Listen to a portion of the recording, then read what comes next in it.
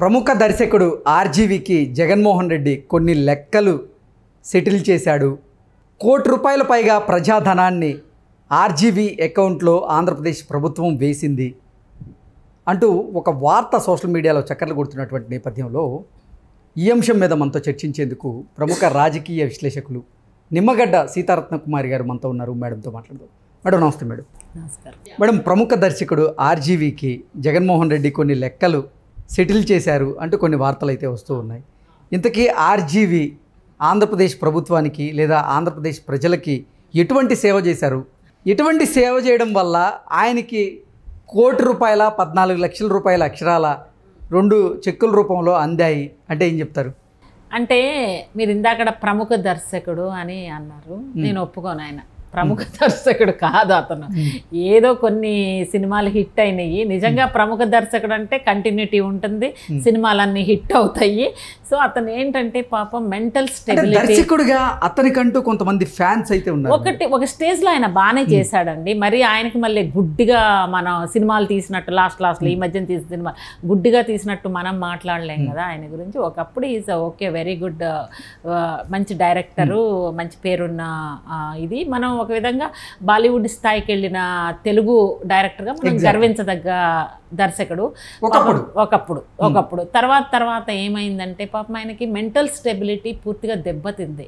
ఎందుకంటే బాగా ఫేమ్ వచ్చిన తర్వాత వరుస ఫెయిల్యూర్స్ తట్టుకోలేక, అంటే కోతికి కొబ్బరికాయ దొరికితే ఎలా ప్రవర్తిస్తుంది, ఏదో ఇది చేసినట్టుగా ఎలా గంతులేస్తుంది, లేకపోతే కళ్ళు తాగిన కోతి ఎలా గంతులేస్తుంది, ఇవన్నీ ఆర్జీవీ గారి ప్రవర్తన కూడా కళ్ళు తాగిన కోతిలాగా అంటారు. కళ్ళు తాగిన కోతిలాగా ఆర్జీవీ ప్రవర్తనని మనం ఈ 4-5 సంవత్సరాల్లో ప్రత్యక్షంగా చూస్తున్నాం.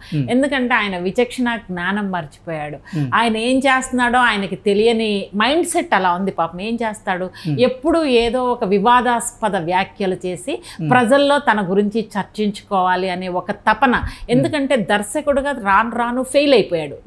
తను మళ్ళీ ప్రజల్లో ఉండాలి, ప్రజలు తన గురించి మాట్లాడుకోవాలంటే ఏదో పిచ్చివాగుడు వాగుతుంటే ప్రజలు దాన్ని మీడియా పదే చూపిస్తుంది. రామ్ గోపాల్ వర్మ ఇలా ట్వీట్ చేశాడు, అలా ట్వీట్ చేశాడు. అంటే రామ్ గోపాల్ వర్మ నిద్ర లేచినప్పటి నుంచి మత్తులోనే ఉంటాడని, ఆయన ఓట్కా తాగి ఆ మత్తులో నోటికి వచ్చినట్లుగా మాట్లాడుతుంటాడు, ఆయనకి ఏమనిపిస్తే అది ట్వీట్ చేస్తూ ఉంటాడు అంటూ కూడా ప్రతిపక్ష నాయకులు ఆయన మీద ఆరోపణలు. అంటే ఒకటి ఏంటంటే తను మాట్లాడేటప్పుడు అబ్జర్వ్ చేయండి, ఇంటర్వ్యూలు ఇచ్చేటప్పుడు తను ఏదో చాలా ఇంటలెక్చువల్ లాగా, ఆ వాయిస్ ఇంటలెక్చువల్ మాట్లాడుతున్నట్టుగా మాట్లాడతాడు. కొంతమంది నిజంగా ఇంటలెక్చువల్స్ చూసినప్పుడు ఈడో పిచ్చోడ్రా బాబు అనుకుంటారు. ఎందుకంటే the way he was talking. నేనేమంటున్నానంటే అసలు ఆంధ్రప్రదేశ్ ప్రభుత్వానికి, ఆంధ్రప్రదేశ్ ప్రజలకి రామ్ గోపాల్ వర్మ ఏం చేసిండు? ఏమన్నా సేవ చేసిండా? ఏమన్నా సర్వీస్ ఇచ్చిండా? లేకపోతే ఏమన్నా ప్రజలకి కానీ పిల్లలకు ఉపయోగపడే మూవీస్ తీసి ఏమన్నా ప్రజా చైతన్యాన్ని తీసుకొచ్చాడా? ఏమన్నా సత్ప్రవర్తన కలిగించే విధంగా, ఒక మార్పు తీసుకొచ్చే విధంగా ఏమన్నా ఉపయోగపడేటట్టు పిల్లలకు కానీ, స్కూలుకి కానీ, స్టూడెంట్స్కి కానీ ఏదన్నా చేశాడా? ఏం చేసిండు? నువ్వు లోపాయికారి ఒప్పందం చేసుకుని విచక్షణ జ్ఞానం మరిచిపోయి ఆంధ్ర రాష్ట్ర ప్రజలకి తప్పుడు సమాచారాన్ని, తప్పుడు సంకేతాలని ఇచ్చే విధంగా నువ్వు సినిమాలు తీస్తున్న విధానం. ఎందుకంటే మీరు సినిమాలు తీసేటప్పుడు చంద్రబాబు నాయుడు గారిని పెద్ద విలన్లాగా చూపించడము, లేకపోతే ఆ దిగజారుడుతనంగా చూపించడము, అది అతని మనస్తత్వానికి నిదర్శనం.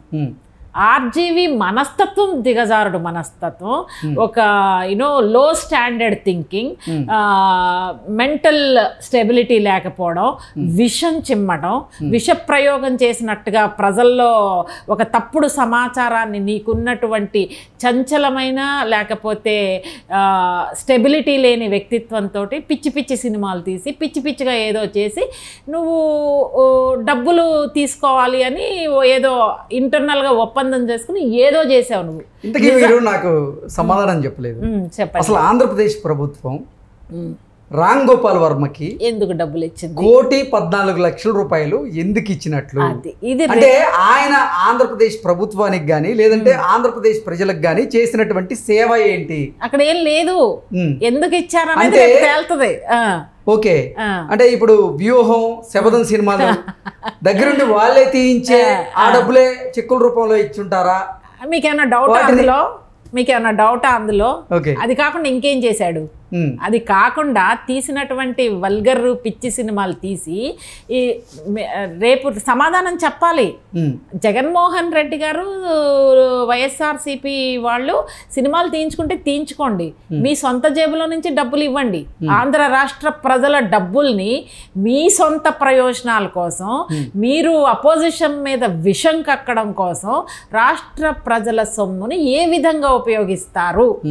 దీనికి సమాధానం చెప్పాల్సినటువంటి బాధ్యత ముఖ్యమంత్రి మీద, దానికి సంబంధించినటువంటి మంత్రి మీద, దానికి సంబంధించినటువంటి సిఎస్లు, cabinet secretary, every one is responsible. ఎందుకంటే 1 కోటి పైన 16 లక్షల 15 లక్షల ఇన్ని లక్షలు 14 లక్షలు 1,14 లక్షలు ఎవరి సొమ్మని ఇస్తారు? మీరు మీ సొంతంగా మీరు సినిమాలు తీయించుకుని మీ సొంత జేబులో నుంచి ఇవ్వండి.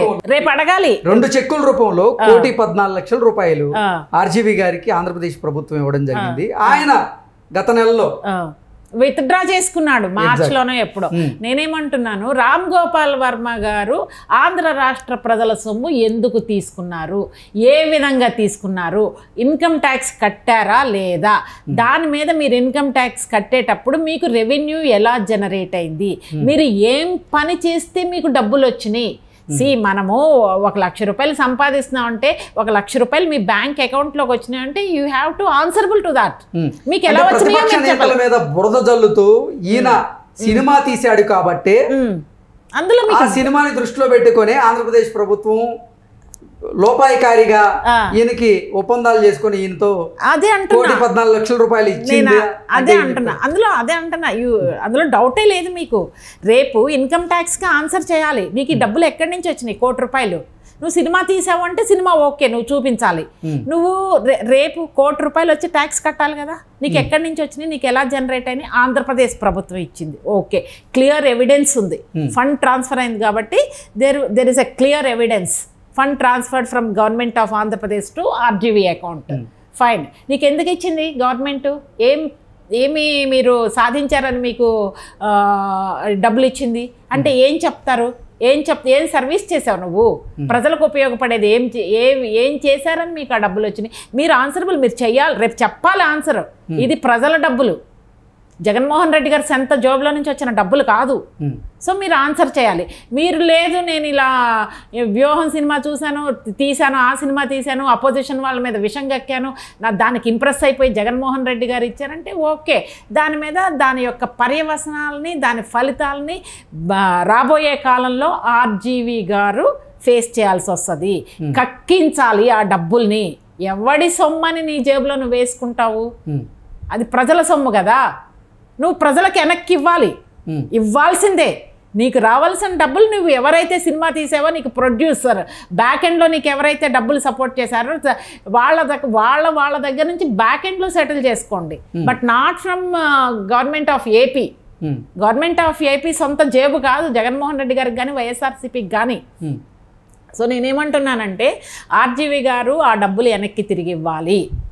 ఆ డబ్బులు జగన్మోహన్ రెడ్డి గారి జేబులో నుంచి కానీ, భారతీ సిమెంట్స్లో నుంచి కానీ, సాక్షిలో నుంచి కానీ తీసుకోమనండి. ఎందుకంటే ఆ సినిమాలు ఫేవర్గా ఉన్నాయి. అపోజిషన్ని అప్రతిష్ట పాలు చేసే విధంగా, అపోజిషన్ వాళ్ళని దిగజార్చే విధంగా మీరు తీసిన సినిమాల వలన, దానివల్ల మీరు బ్యాడ్ అయ్యారు, మీరు చీప్ అయ్యారు, ప్రజల్లో మీరు చులకనయ్యారు. సో మీకు జరగాల్సిన డ్యామేజ్ జరిగిపోయింది. భవిష్యత్తులో get ready to pay back. You have to pay price for that. Okay madam, thank you so much అండి.